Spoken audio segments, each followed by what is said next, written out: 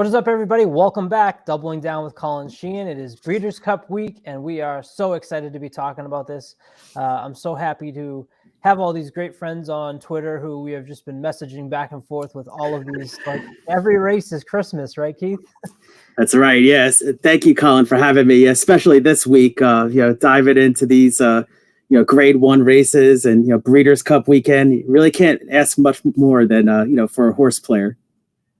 So we've already talked about race 6 and 7, which is your first two races. Check out that video. Today we're taking a look at race 8 and race 9 on Friday. This is the juveniles. These are the 2-year-olds. The first race of our double that we're looking at today is the Juvenile Fillies Turf. Now, I want to stress to everybody, it's really important because the second leg of this race has Cave Rock in it. One thing that I love about playing daily doubles is you can look at the probables before the first race to know what it's going to pay out. So in my ticket today, I go 5 horses in this race, singling to Cave Rock, surprise. But if one of those horses isn't going to pay more than $5, then I would shop that horse off and go with my other 4 opinions. So that's something that you can do within the daily double is pay attention to the probables moving into a horse or when you have a horse like Cave Rock in that second leg. So jump right to it. Race 8, Juvenile Fillies Turf on Friday. Keith, where'd you go? Yeah, that's a great point that you made about the doubles. You can see that ahead of time. So, yeah, I like I'll start off with number 4, Free Look. And this is a Chad Brown horse here.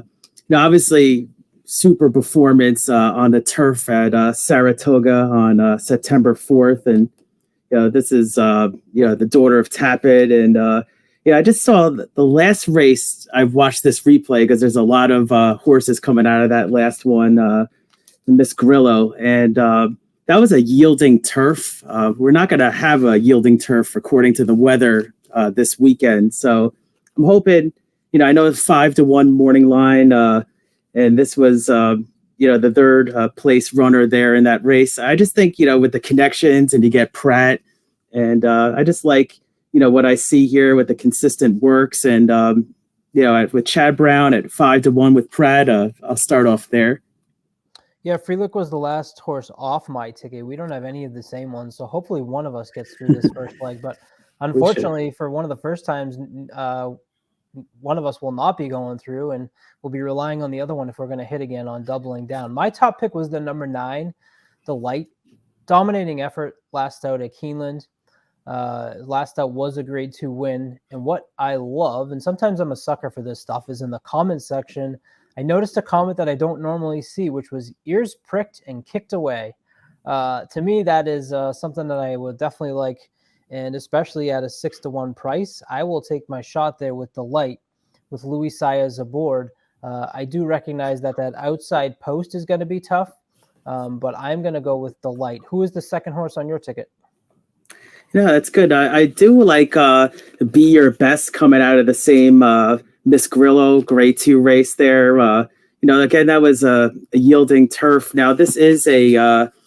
let's see, we've got Jose Ortiz on board here. And I watched this replay. This horse was definitely wide, most of the race here, 4 wide. And then, didn't really have that, that kick at the end. But I'm just saying, I guess my angle with this race is that, with the good turf now and these good caliber horses can, show up and hopefully win me and have me move on in the double. Yeah, and speaking of Be Your Best, don't forget our sponsor, PlayUp Racebook. Sponsor, their logo is Your Best Bet. You can go ahead onto their website and sign up, and they will deposit 50% up to $250. So you deposit $500, they'll give you free $250. Deposit before Breeders' Cup. Tell them in the chat they'll give you a free $25 bet as well. Don't give away the free money. The next horse that I liked in this race 8 on Friday is actually one that the Trust the Profits have all kind of talked about being one of our long shots. And we'll have a video coming out shortly of our top long shots that you want to play. And I know, spoiler alert, that this is one of them. And that's the number 11, G. Laurie at 12-1. Adding the blinkers, Sire by Oscar Performance and Kitten's Joy. Those are 2 of my favorite. This horse is coming out of the last race where the third place finish at Woodbine, but had a lot of trouble.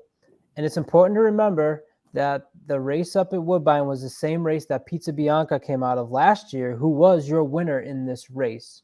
So number 11, G. Laurie, is a long shot that I want you to keep your eyes on, and a horse that I definitely want to have on my ticket. I also have another long shot. In fact, I have a lot of long shots in this leg. The 2, Cairo Consort, another horse at 12-1. This horse has shown speed and the ability to close very nicely. I love that Joel Rosario is now up, and I love that he's closing on the turf. This horse also came out of that same race that I just spoke about where Pizza Bianca came from last year. This horse was second in that grade 1. So there's 2 long shots that I think you might want to keep your eye on and have on your ticket. The number 11, G. Laurie, and the number 2, Cairo Consort. Who is the third horse on your ticket? Yeah, great cases that you made there. And yeah, I did go with number 10, Meditate here. This is, obviously also a connections play with Aidan O'Brien and Moore, the jockey. And yeah, just look at these lines. This one's coming out of grade 1 races, steadily was in grade 3, then grade 2, now grade 1. And I see even the time 4 ratings are increasing, and, just was runner up in the previous 2. And I just think also with a little bit of a freshening from September 24th, this horse could actually run very well. So this was definitely a connection play for me. And I know Aidan, sometimes through the years has had some success here. So I did include that 10, Meditate. I'll give you a little hint here. So I got the Brisnet International report that they have as part of the Brisnet package right now, and I suggest you take a look. But I just looked at a snippet out of that before we started the show. Only 2 European shippers have won this race. Both of them had run a mile in a previous race. None of the Euro shippers in this race have done that. So that's just something, a little tidbit to keep your eye on. And that was actually what made me lean away from including those Euros. I'm always hesitant to include 2-year-old Euros on the travel coming in unless they're a monster. Aidan O'Brien, to me, is one of those names that I think has a better reputation than he actually is, as opposed to someone like Appleby. The other horse that I'm going to take a shot on here is the 13. And we talked about the Alcibiades in our last video with Wonder Wheel and Chop Chop, right? And so this number 13, Gigi Era, came out of that race. That was a race on the dirt. This race is obviously being run on the turf. Gigi Era's first 2 races, though, were on the turf with Julien Leperoux. And that actually, I'm always so tired of getting beat by Leperoux, whether I'm on him or I'm not on him. He had 2 good races, tried the dirt, and actually ran well in the dirt, got bumped in the stretch. I think he was placed 3rd through disqualification because of that bumping in that race. So I think this horse has shown some talent. And, at 8-1, it's not a crazy price, but looking to try and get past the horse that you just mentioned, the Meditate. So then we move on to race 9, right, which is one of the ones where you have a monster.